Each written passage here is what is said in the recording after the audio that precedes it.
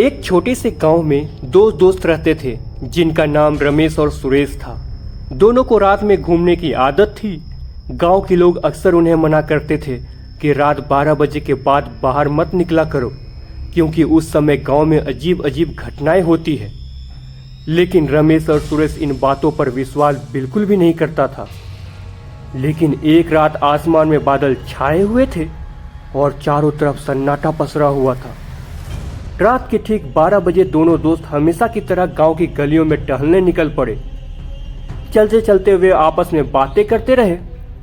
रमेश हंसते हुए बोला, लोग भी कैसी कैसी बातें करते हैं, कहते हैं कि रात में यहाँ चुड़ैल घूमती है। सुरेश भी हंसकर बोला, अगर सच में चुड़ैल होगी तो आज दिख ही जाएगी। दोनों धीरे धीरे चलते चलते गांव के पुराने जामुन के पेड़ के पास पहुंच गए। तभी अचानक ठंडी हवा चलने लगी और पेड़ के पत्ते जोर जोर से हिलने लगे। दोनों को थोड़ा सा अजीब महसूस हुआ। तभी सुरेश की नजर पेड़ के नीचे खड़ी एक अजीब सी औरत पर पड़ी। उसका रंग हरा था और उसके चेहरे पर गहरे कटे हुए निशान थे। उसके लंबे बिखरे बाल हवा में उड़ रहे थे और उसकी लाल आंखें चमक रही थी। सुरेश डरते हुए धीरे से बोला, रमेश रमेश उधर देख। रमेश ने जैसे ही उधर देखा, उसके पैरों तले जमीन खिसक गई। वह कोई साधारण औरत नहीं थी, वह एक डरावनी चुड़ैल थी। चुड़ैल धीरे धीरे उसकी तरफ देखने लगी और उसके चेहरे पर एक भयानक मुस्कान फैल गई। उसकी हरी चमड़ी चांद की हल्की रोशनी में और भी डरावनी लग रही थी। रमेश और सुरेश के शरीर में डर की लहर दौड़ गई। दोनों घबराकर जोर जोर से चिल्लाए और तेजी से अपने घरों की ओर भागने लगे। उस रात दोनों डर के मारे ठीक से सो भी नहीं पाए। सुबह होते ही उन्होंने गांव के बाकी लोगों को पूरी बात बताई। गांव वालों को पहले से ही शक था कि गांव में कोई बुरी आत्मा है, इसलिए सबने मिलकर फैसला किया कि उस रात गांव में पूजा करवाई जाएगी। रात होते ही पूरे गांव के लोग मंदिर के पास इकट्ठा हो गए और पंडित जी को बुलाया गया। पंडित जी ने हवन जलाया और मंत्र पढ़ना शुरू किया। तभी चारों तरफ मंत्रों की आवाज गूंजने लगी।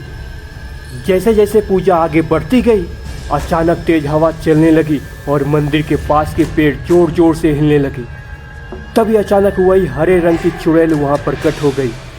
उसका चेहरा गुस्से से भरा हुआ था और वह जोर जोर से चीखने लगी। जैसे जैसे पंडित जी मंत्र पढ़ते गए, चुड़ैल तड़पने लगी। तभी चुड़ैल अपनी माया शक्ति से बारिश करवाने लगी ताकि हवन का आग बुझ जाए, लेकिन हवन का आग बुझ ही नहीं रहा था। तभी वह चुड़ैल और डरावनी आवाजें निकालने लगी। तभी पूरा गांव डर से कांप रहा था, लेकिन पंडित जी लगातार मंत्र पढ़ते रहे।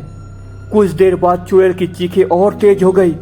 फिर अचानक वह जोर से चिल्लाई और धुएं की तरह हवा में गायब हो गई। उस दिन के बाद गांव में फिर कभी चुड़ैल को किसी ने नहीं देखा। रमेश और सुरेश ने भी कसम खा ली कि वह रात में 12 बजे कभी गांव के बाहर नहीं निकलेंगे। और अब गांव वालों ने उस जामुन के पेड़ को कटवा दिया ताकि आगे चलकर उस पेड़ में कोई भी चुड़ैल वास ना कर सके। फिर उस दिन के बाद से गांव में फिर कभी कोई डरावनी घटना नहीं हुई। लेकिन उस दिन चुड़ैल जाते जाते पूरे गांव वालों को चुनौती देकर गई कि वह एक दिन जरूर लौटेगी और वह सभी से एक एक करके बदला लेकर रहेगी। एक एक करके बदला लेकर रहेगी।